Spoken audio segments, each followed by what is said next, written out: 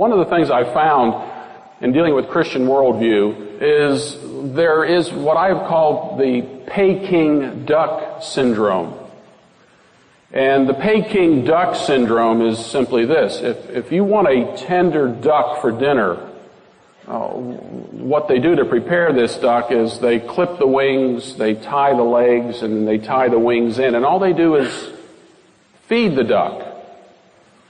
And the purpose of feeding the duck that way and tying the wings of the duck and tying the legs of the duck, of course, is so it won't flap its wings and walk around and toughen its body.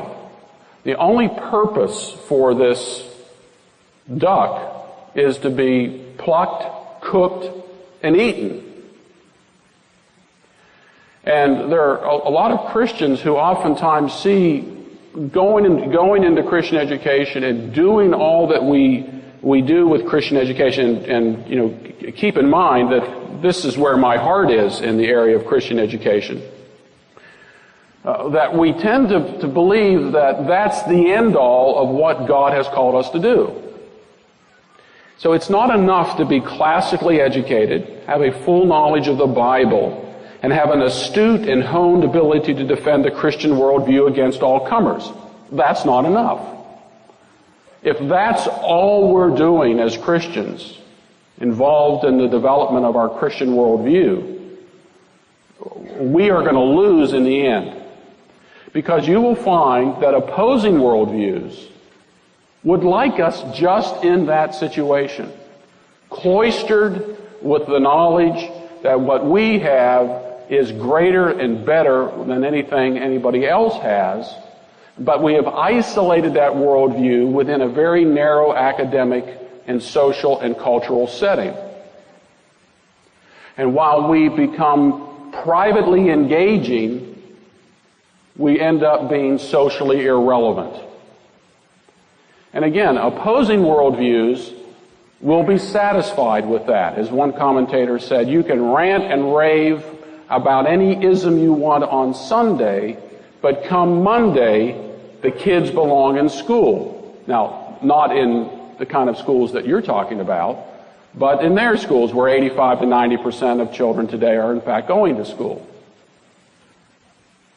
Now, all these things are necessary. Knowledge of the Bible, being classically trained, being an astute apologist, being able to defend the faith, being able to rattle off historical facts and dealing with music and all of those things. Those things are necessary, good things in themselves and desirable pursuits in their own right, but they're not enough. We can be intellectually stuffed, but as soft practically and culturally as a Peking duck.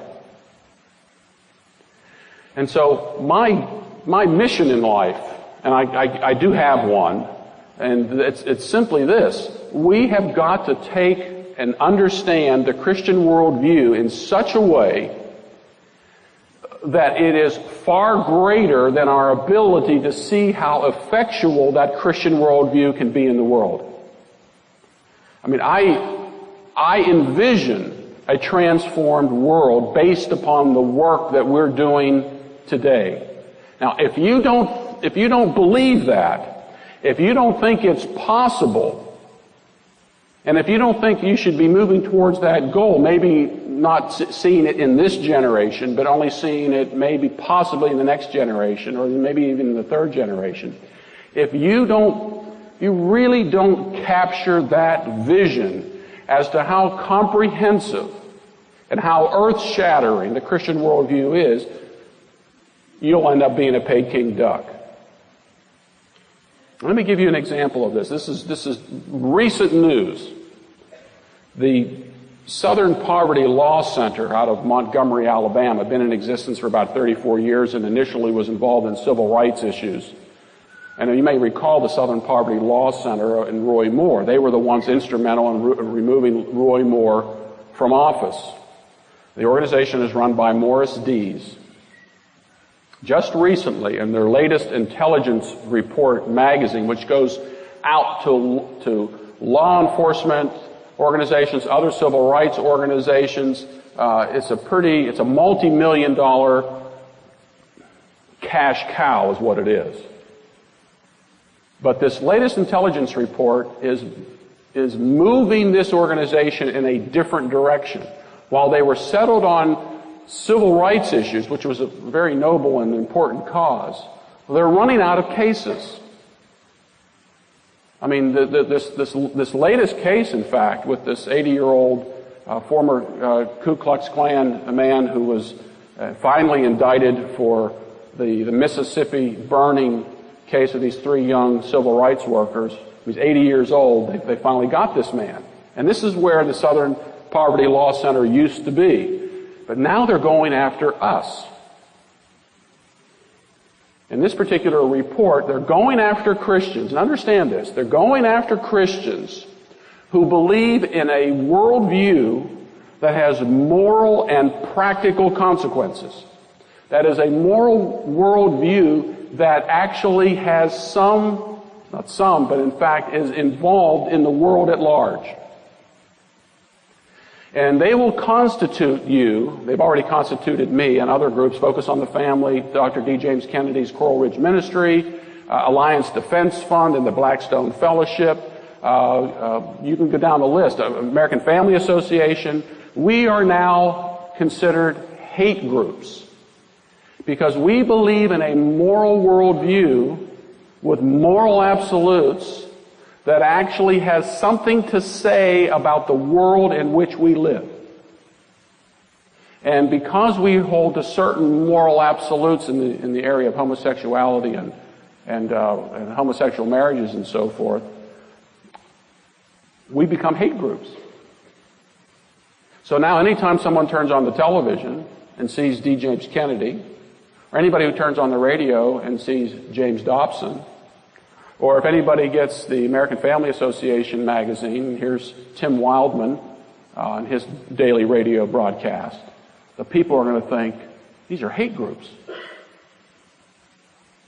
And see, this is what we've been working for all of our lives with our children, to teach them that the Bible has something to say about the world in which we live, and we aren't supposed to just sit on that knowledge, but we are actually to engage the world with that knowledge through persuasive speech and through performance in terms of godly action, and to attract the world to the ministry of Jesus Christ, to bring them under the umbrella of the gospel, to have them understand that the Bible applies to every facet of life. There has to be a transformation in every realm of society.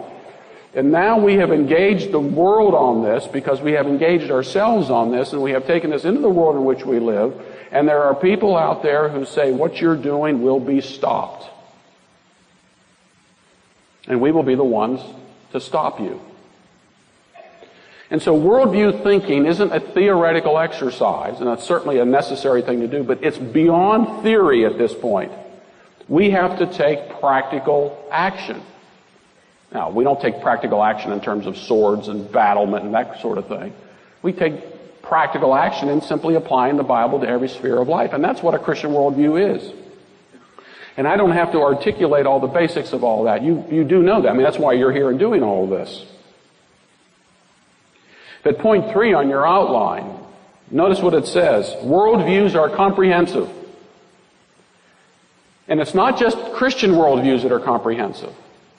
Opposing worldviews are just as comprehensive. In fact, they're a leg up on us already. They understand, and as I'll hope to show you this morning, they understand the implications of a comprehensive worldview. They also understand point 4, that worldviews are exclusive. They don't allow for competition.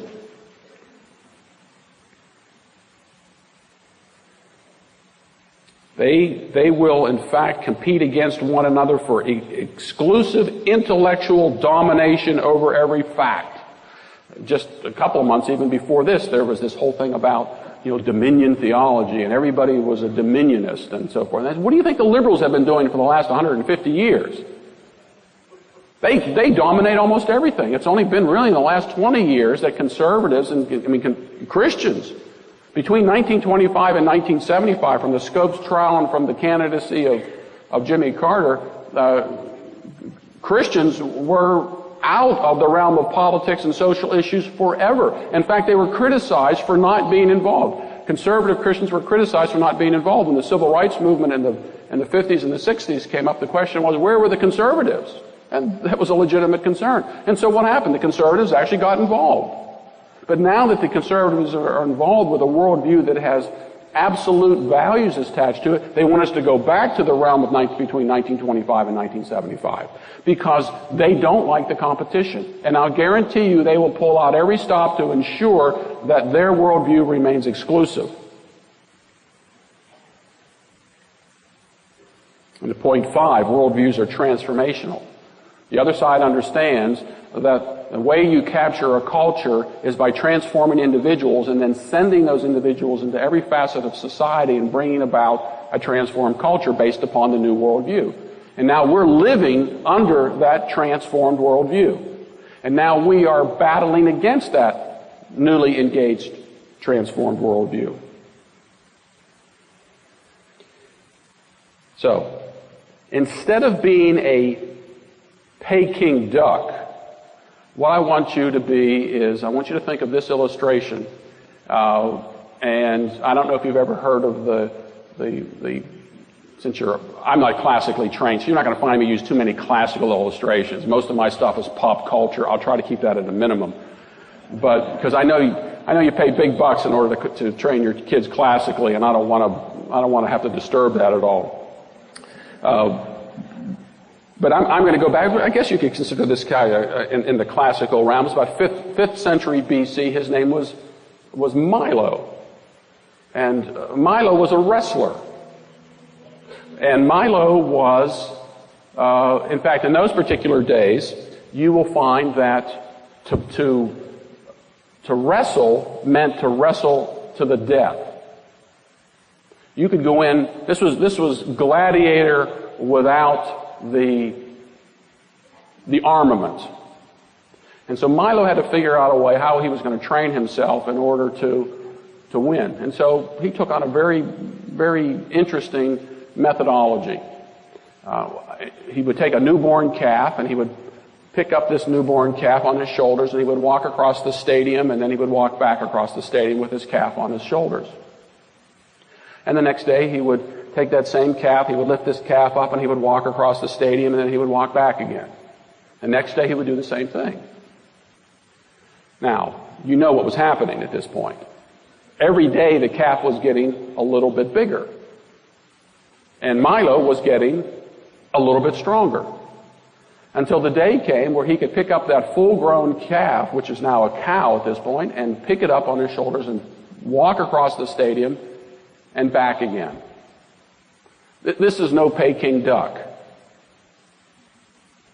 And this is what we're all about in the training of our worldview. We have to be in this Milo principle, is that we train ourselves, and another little part to this. There's a tremendous fitness craze that's going on today. And when I was growing up, and some of you may remember this, I see some gray heads and some shiny heads out there, so we're about the same age. It was Charles Atlas, Jack LaLanne, Bob Hoffman, and Joe Weider. These were the guys who were involved in what then was called physical culture, and there was an entire culture related to this. And then it ended up breaking down into 3 categories. You had, bodybuilding, weightlifting, and then weight training. And the bodybuilders, all they were concerned about was their body, just how good their body looked. That was it. They trained, got up on stage, did all their posing routines, but the only thing they really cared about was their body. Then there was the other group who were the weightlifters. The weightlifters just cared about how much weight they lifted. They didn't care how they looked. Paul Anderson was a good representative of that type, the strongest man in the world, did a backlift with over 6,200 pounds. Didn't care how he looked. The object was to see how much weight you could lift. So on the one hand, you have the people who were just engaged in what their body looked like and it was all for show. You have the other people who were strong and they lifted just because to see how much weight they could lift. I remember in Columbus, Ohio, it had to be, 20-some years ago, where Valery Alexeyev was the first man to clean and jerk 500 pounds. And if you saw him walking down the street, he was a huge man, but he had a huge gut on him and so forth, that it didn't matter what he looked like, it was just how much he could lift. Then there are the weight trainers. The weight trainers are the ones who train in the art and science of weightlifting for a particular end, for a particular sport. So this is just a facilitator for a greater task. And that's what we have to do here. We have to understand that our task in developing a Christian worldview and making that Christian worldview instinctive in our children is a long-term strengthening task so that when our children respond, it's not something they have to think about. It's direct and it's on the spot. The other side understands this. And we have got to understand it as well. Let me take you back a little bit really right before World War II, and a man named Antonio Gramsci. How many of you have ever heard of Antonio Gramsci? How many of you have heard of Karl Marx? Lenin? Darwin? Okay. But hardly, maybe 15 have heard of Antonio Gramsci. Antonio Gramsci was an Italian communist. He was a communist that the communists didn't like. So there had to be something interesting about Antonio Gramsci. He died at 46 years old, tuberculosis. And his philosophy was this: you're not going to convert a culture through power and intimidation. There has to be a different way in order to bring about change in a society. You have to change people's perceptions about themselves and their world. Essentially what you have to do is to create a brand new worldview that they will embrace willingly. And for this he was put into jail because he broke with the Leninist, Stalinist way of handling the spread of communism. Like I said, he died at the age of 46 of tuberculosis after leaving prison, but he left behind a series of prison notebooks that described what it would take to destroy the Christian West. And that was his goal. He knew that if he got Christianity out of the way, you could bring in the new worldview of communism. And what he needed to do was undermine the notion of transcendence and to make this world and the things of this world absolute. He says, we've got to break the idea that there is something greater out there, greater than ourselves, and that we are bound to obey and bound to appeal to and make only this world the standard for everything. Now, if you say, boy, that sounds like today, you would be absolutely right. Because Gramsci's methodology was actually picked up by the secularists and the Marxists, and it was implemented in the world we have today. If Marxists are going to win, Gramsci argued, they must enter into every civil, cultural, and political activity in every nation, patiently leavening them all as thoroughly as yeast leavens bread. Now, if that sounds familiar, it's taken from the Bible. And yet Christians haven't abandoned that very idea. They think leavening the culture is an evil thing, that we shouldn't be involved in leavening the culture. I mean, the leaven is the leaven of the Pharisees and so forth. Well, the other side has picked up that biblical principle, which was a very good biblical principle, and have used it for their own end. To change the culture, Gramsci stated, would require a long march through the institutions, the arts, cinema, theater, schools, colleges, seminaries, newspapers, magazines, and the new electronic medium of the time, radio. Gramsci believed that if you're going to change a culture, you change everything that is produced within a culture and take over everything. And sure enough, it took place within that 1925 to 1975 window. While Christians were culturally absent, where Christians weren't developing a Christian worldview at all, you found that those with opposing worldview came in and began to transform society, and as we know it today, we've got it. And it took, Carl Henry, The Uneasy Conscience of American Fundamentalism, back in 1948 to finally wake up Christians as to what was going on. But the church really wasn't listening. And so we have a tremendous battle ahead of us. And to give you the kind of the rundown on this and how this has shaped our society and how other people have in fact understood this, consider this. This is from William Shirer's book, The Rise and Fall of the Third Reich, which is a great book to read, and it is readable, although it's a big book. It'll give you a handle from an eyewitness account of what was taking place in Nazi Germany. In Mein Kampf, Hitler stressed the importance of winning over and then training the youth in the service of a new national state, Shirer writes. When an opponent declares, "I will not come over to your side," Hitler said in a speech on November 6, 1933, I calmly say, "Your child belongs to us already. What are you? You will pass on. Your descendants, however, now stand in the new camp. In a short time, they will know nothing else but this new community." And on May 1st, 1937, Hitler declared, "This new Reich will give its youth to no one, but will itself take youth and give to youth its own education, its own upbringing." Hitler understood the way you break the back of the church and break the back of the family is to take the youth and educate them in a new way of looking at reality. Every person in the teaching profession, from kindergarten through the universities, was compelled to join the National Socialist Teachers League, which by law was held responsible for the execution of the ideological and political coordination of all the teachers in accordance with the National Socialist doctrine. The state was to be supported without reservation, and teachers took an oath to be loyal and obedient to Adolf Hitler.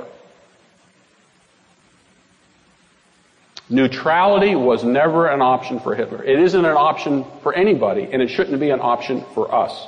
There is no group of uninterpreted facts, uninterpreted reality out there. Everybody is looking at the same facts and the same reality, but they are giving their own interpretive analysis of them. Everybody's coming to the game with a different set of presuppositions, and they are taking away from the table the things that they can use for the transformation of society according to their worldview. And the question is, will we and our children and our children's children be involved in that transformational process? Or will we sit back and say, this is the enclave God has called me to, I don't want to do anything else because this is all that matters? The day may come when they come knocking at your door as well. In Germany, there was Nazi truth, a Nazi political truth, a Nazi economic truth, a Nazi social truth, a Nazi religious truth to which all institutions had to subscribe or be banished. Finally, Shirer writes, "We know now what Hitler envisioned for the German Christians, the utter suppression of their religion." Now, this same thing is happening today. And you saw, I don't know if you remember, there was a congressman, I believe, from, I'm going to guess it was Indiana, who got up and talked about the demonizing of Christians. He goes spoke before Congress, one of the congressmen, went and spoke, I think his name was Hostetler. And he was immediately attacked for even bringing up the notion that Christians are being assaulted in the world, in the United States today. Here, if you've read about what's happening at the Air Force Academy, Christian students in the Air Force Academy are being harassed because they're sharing their faith. Now, I don't know the whole story behind all that, but the report that's come out said, really, this is nothing unusual is taking place here, although we need to look into this. But it took one chaplain, and I had my suspicions about the chaplain, one chaplain to raise the flag about this. I mean, come on now. Every state university and every public school in the United States today excludes anything related to religion. I mean, we begged and begged for a moment of silence in the schools. Think of that. That's a victory for Christians. Give us a moment of silence in the schools. And they don't even let us have that. And so now we've got a group of Christians out at the Air Force Academy who are expressing their faith in Christ, and now they want to shut that off as well. And I thought these soldiers who are upset by this, I don't want them fighting for me. I mean, if they can't handle an exchange of ideas, an ideological exchange of ideas at the Air Force Academy, how in the world are they going to do on the battlefield? But this is what's happening all across the country today, is that Christianity is now the religion of hate, and it's the religion of, we're going to force this upon people and so forth. And again, we are in their sights. And then, of course, you have the Islamic community. The Islamic community is essentially taking over Europe on demographics alone. In 30 years, some people are predicting that Europe could be almost fully Islamic. Islam is making a headway in South America, of all places. establishing, in fact, one article I have here, Muslims are planning global Islamic bank. See, they believe that Islam applies to every facet of society, and we're going to bring that about. Do Christians even think about banks run based on Christian principles? I mean, it would be so far out of the purview of most Christians that I think it would hurt them to think about it.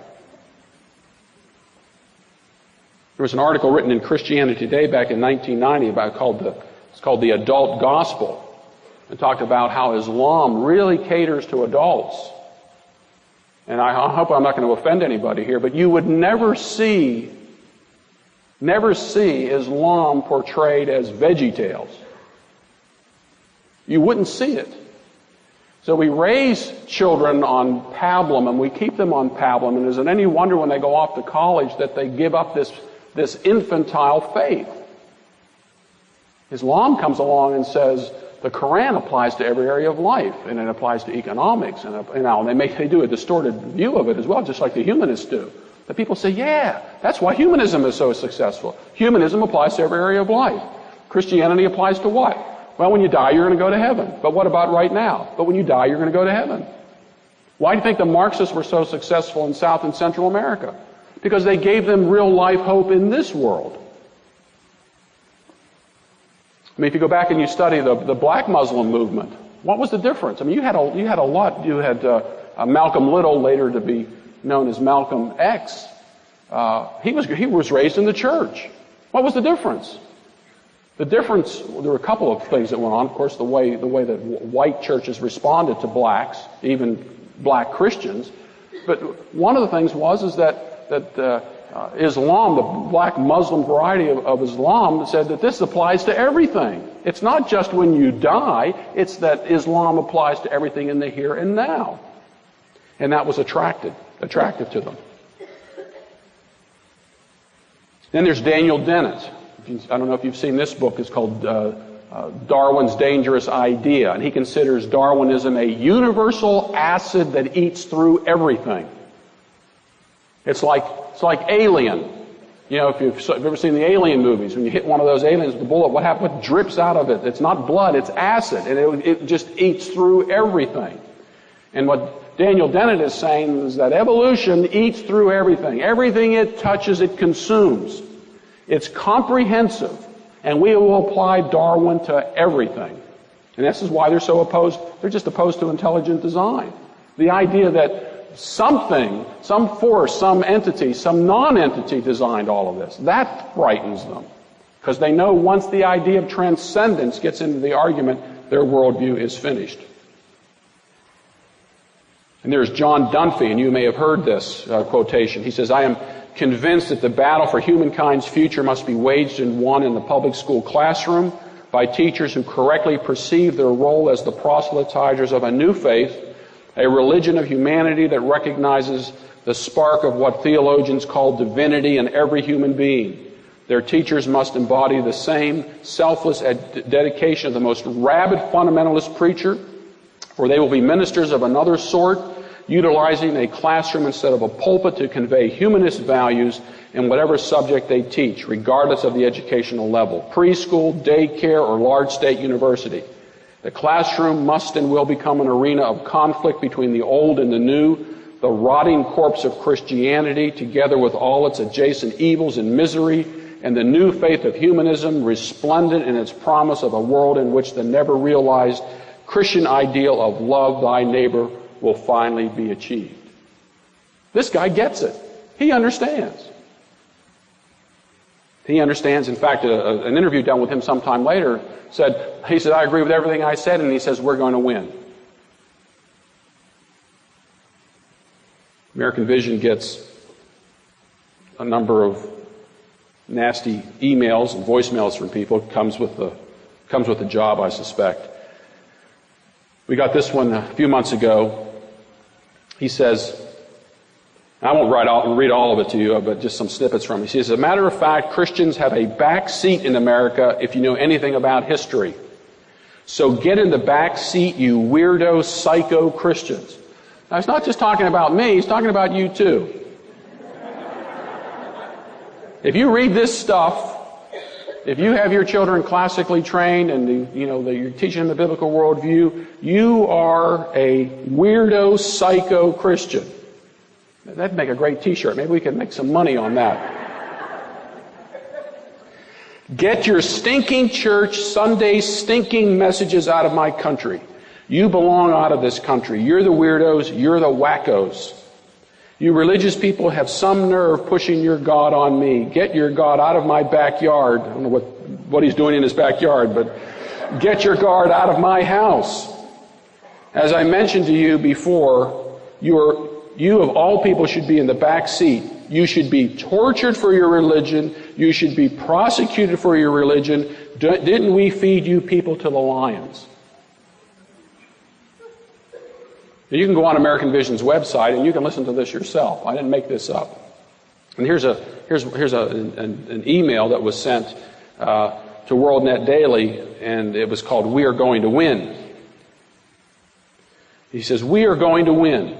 I will fight people like you until I die. I will give money. I will march. I will sue. I will never stop. Never. Every day I breathe will be to advance gay rights. Every success you people have only makes me more determined.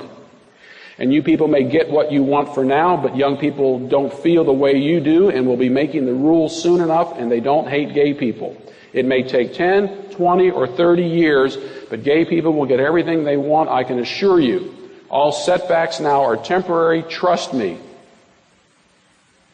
I live by this every day, and it is good news that God is on my side, the gay side." I want you to notice something about all of these. They're all really, really, really future-oriented. They're patient.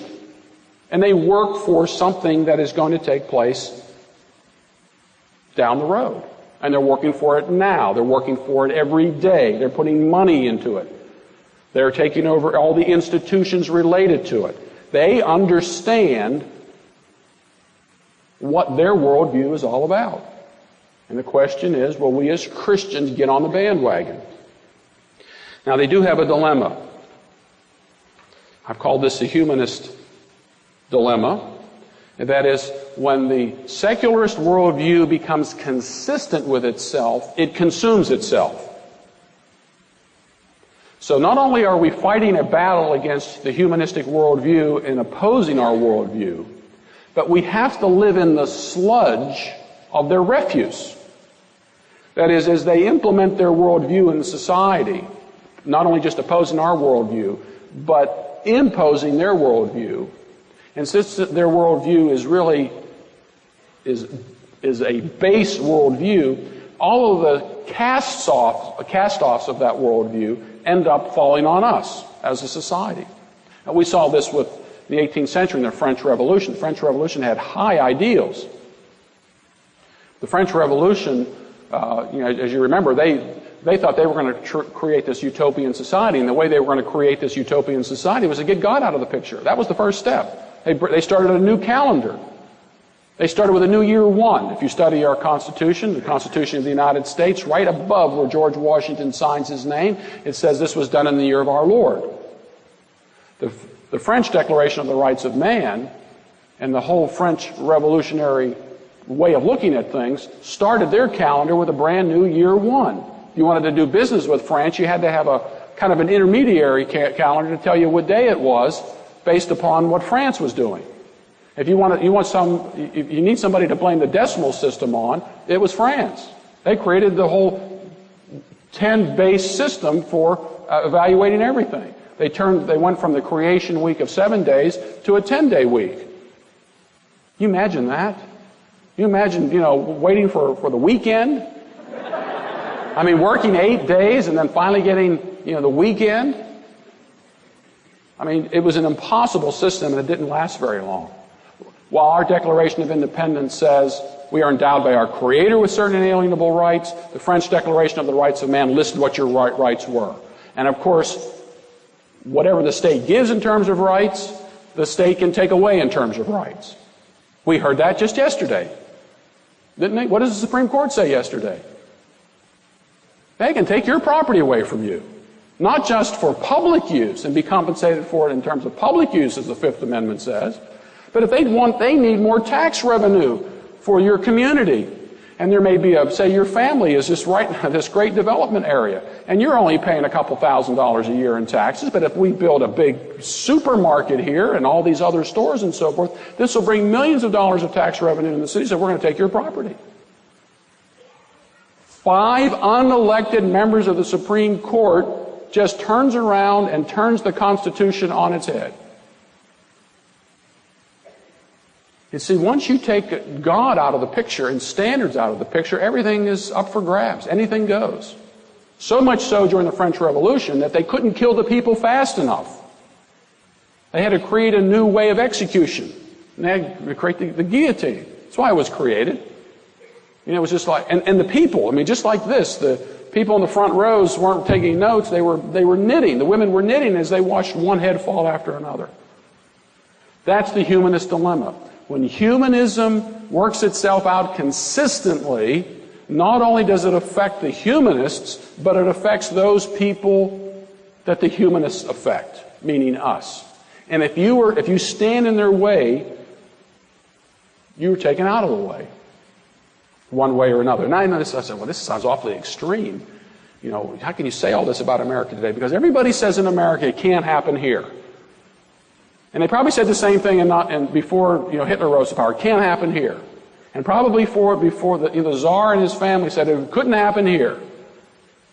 And probably George III said it can't happen here. And you go all the way back where everybody says it can't happen here. Well, it can happen here. I mean, when you woke up on September 11, 2001, you said it can't happen here. It did happen here. But the humanists have a problem. They have a huge problem. If you're a materialist, if you're a humanistic materialist, then the only thing that matters is matter. And that's not a very good position to be in. Nothing else matters but matter. And all this talk about libertarian ethics and so forth and so on, they don't have a leg to stand on. There's an article, it's called Unspeakable Ethics, Unnatural Law by Arthur Allen Leff. It was published in the Duke Law Journal, 1979. And this is a wonderful article, and it's wonderful in this sense. It's depressingly wonderful. But it's wonderful in this sense. This man understood the dilemma of his own humanistic worldview. The sad thing is he never saw he even saw what the answer was, but he wasn't willing to embrace it. This is how this article starts. Remember, this is dealing with the humanist dilemma. As much as they try to impose their worldview on other people and try to believe that their worldview is better than the Christian worldview, and we don't need the idea of transcendence, the idea that there's something greater than us out there, this particular article shows that it cannot last over time. He says, I want to believe, and so do you, in a complete, transcendent, and immanent set of propositions about right and wrong. He says, I want to believe that there are moral absolutes out there, transcendent.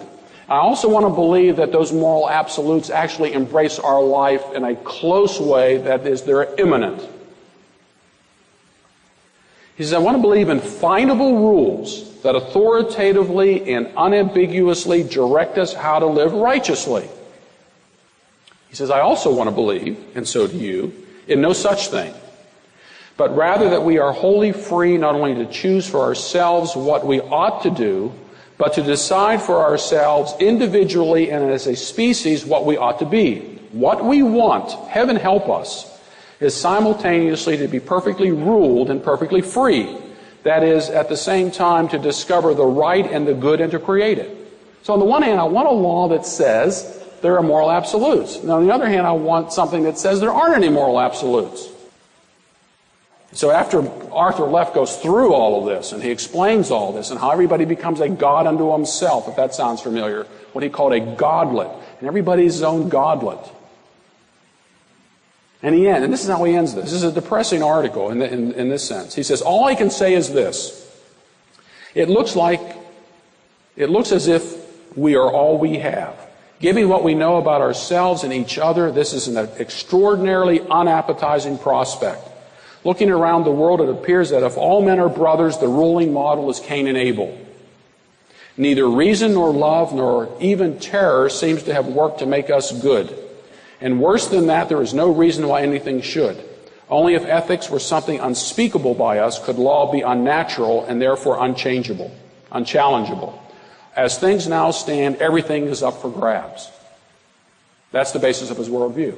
But he can't live like that. So he says, nevertheless, even though I don't have any justification for moral values in the world today, I've given up the idea of transcendence.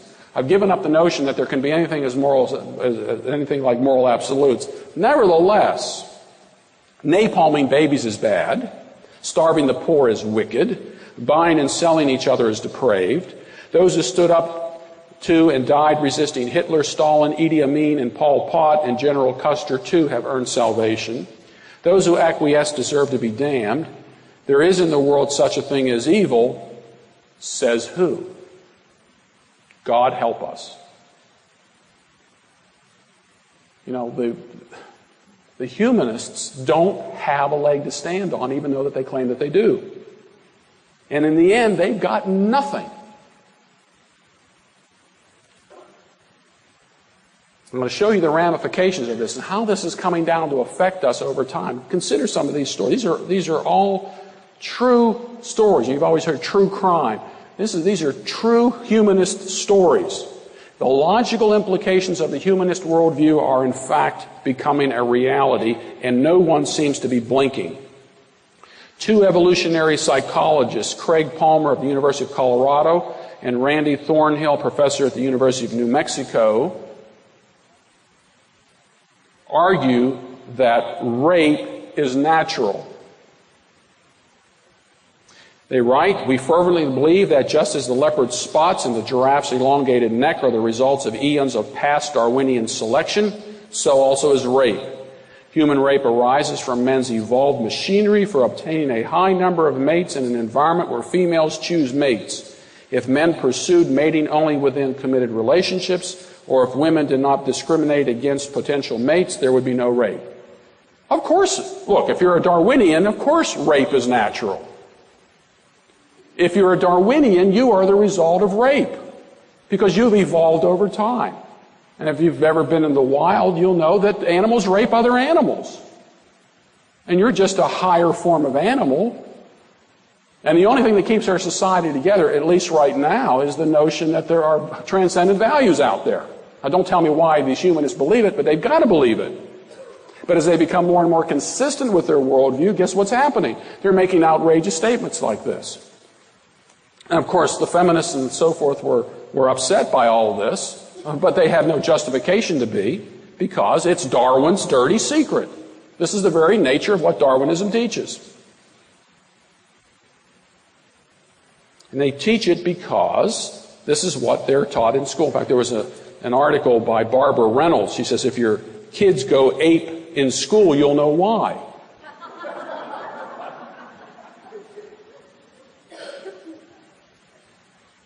And she just talked about how it is amazing that the media and so forth have just jumped on this whole idea of teaching creation in the school. And I generally don't agree with Barbara Reynolds on much, but on this, I do.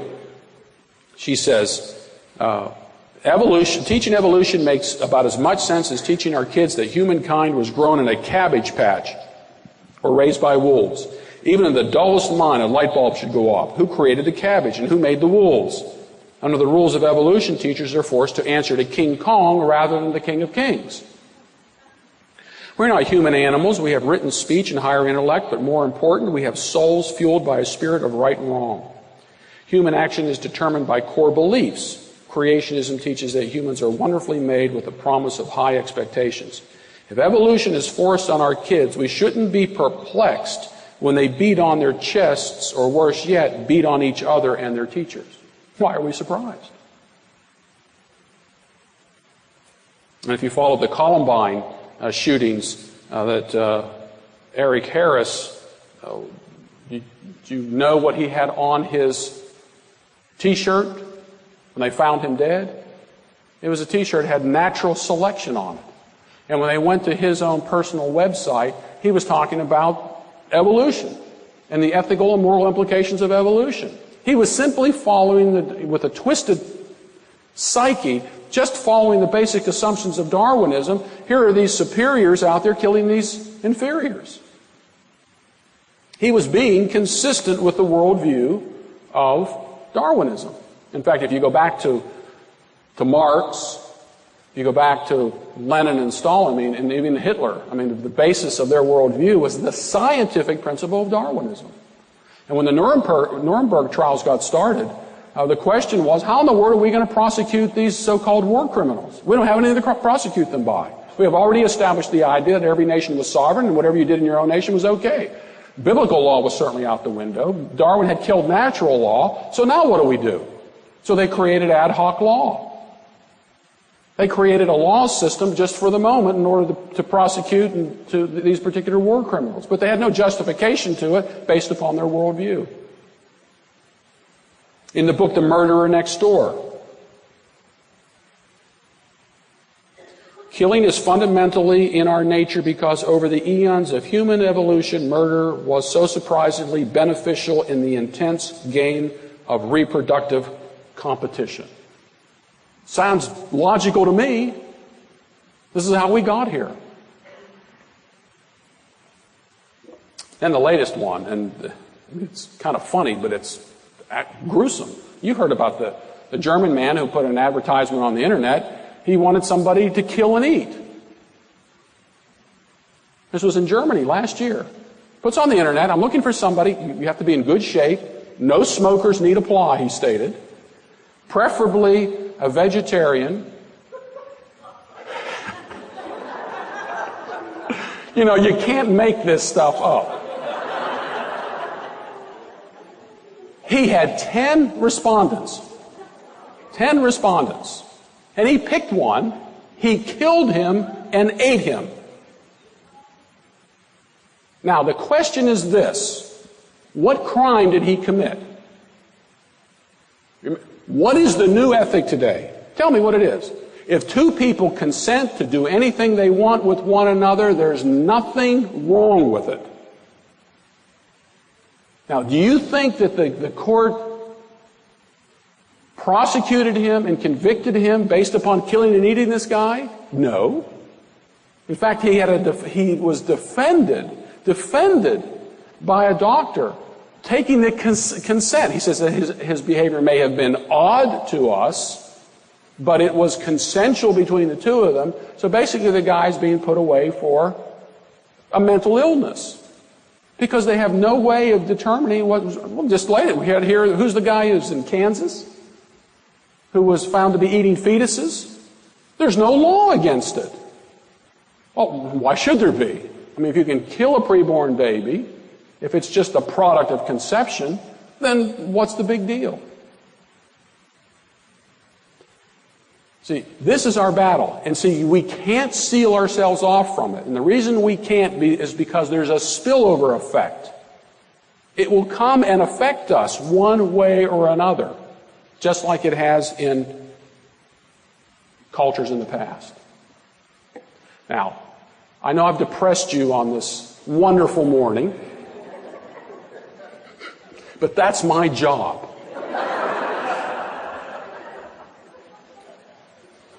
But I'm going to leave on a high note. A couple of years ago, someone sent me, I don't know who it was, someone sent me something from Wheaton College's, called the Wheaton Alumni, and it was a commencement address by Joseph Zahn, who was from Romania, pastor in Romania. And he tells, it's a wonderful story in the sense it was a successful story. And he talked about 1 Chronicles 12:32, about the sons of Issachar, men who understood the times with knowledge of what Israel should do. You have to understand Romania during Zahn's, he was imprisoned and so he says, this is a communistic, officially atheistic regime. Today, I came in on 72 and I just saw there are churches everywhere. Where I'm from in Cobb County, Georgia, churches just everywhere. Nothing Nothing in Romania. And if you believed and you articulated that belief, you were put in jail, and Joseph Zahn was. And he published a book called The Christian Manifesto that got him in jail. He says this, "But the crucial moment came in 1977 when a friend of mine challenged me to set up an organization that would openly expose communism." And that would seem to be the first reaction. Defense only. Here's what I told him. Communism is an experiment that has failed. It wasn't able to fulfill any of its many promises, and nobody believes in it anymore. See, this is the humanist dilemma. Because of this, it will one day collapse on its own. Now, why should I fight something that is finished? I believe that our task is a different one. When communism collapses, somebody has to be there to rebuild society. I believe our job as Christian teachers is to train leaders so that they will be ready and capable to rebuild our society on a Christian basis. This is a man who's living under the iron boot of communism in an officially atheistic system where if you just believe these things and articulate these things, you are put in jail. What I want you to think about is the optimism and the future orientation of someone like Joseph Zahn, who believed in his worldview enough to believe that he could transform his nation even under the most severe conditions. To my surprise, here is what my friend said to me. "Joseph, you are wrong. Communism will triumph all over the world because this is the movement of the Antichrist. And when the communists take over in the United States, they will have no restraining force left. They will then kill all the Christians. We have only one job to do, to alert the world and make ready to die." A few years later, my friend was forced to leave Romania. He came to the U.S. and settled down, and I was forced into exile, and I moved to the U.S. as well. Since then, my friend has not done anything for Romania. He simply waited for the final triumph of communism and the annihilation of Christianity. On the other hand, when I came here in 1981, I started a training program for Christian leaders in Romania. We translated Christian textbooks and smuggled them into Romania.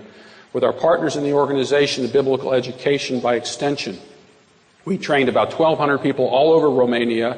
Today, those people who were trained in that underground operation are the leaders of churches and evangelical denominations and in the key Christian ministries. You see, the way you look to the future determines your planning and your actions. It is the way you understand the times that determine what you are going to do. This is what God has called you to do. In your little corner of the world, with your small family, in concert with other families, God has given us, in our eyes, what looks to be an impossible task. Joseph Zahn was one man. There are millions of Christians across this country who believe pretty much the way we believe on these issues. If one man can make a difference with one message, just imagine what we can do with our message and with the training of our children. And so while we began on a rather pessimistic note, we end with optimism and looking at somebody who understood the times in such a significant way. It brought about a significant change in Romania, and we can bring about the same thing in our nation today. Thank you very much.